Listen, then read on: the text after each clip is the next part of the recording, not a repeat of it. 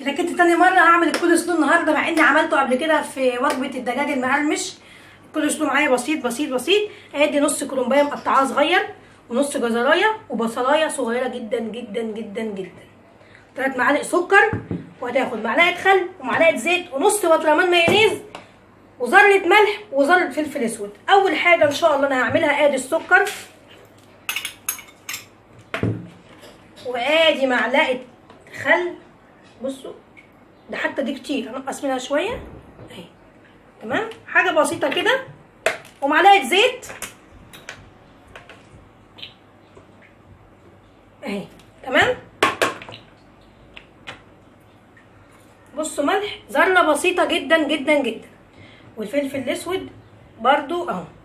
واحط 3 معالق خل كبار، ابتدى مايونيز كبير اهو، بس المعلقه دي ما بتشيلش 3 كبار اهي كده. يعني لو انتوا هتحطوا المعلقه العاديه حطوا 5 معالق.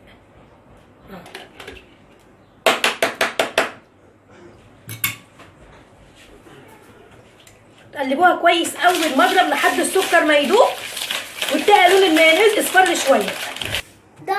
خلاص، ادي المايونيز اسيبه ساعتين في التلاجة على ما اغسل ده واصفيه. فات ساعتين كده اهو. بصوا بقى عامل ازاي. احط عليه كل حاجه واقلبهم فيه كويس قوي، ويبقى كده خلاص.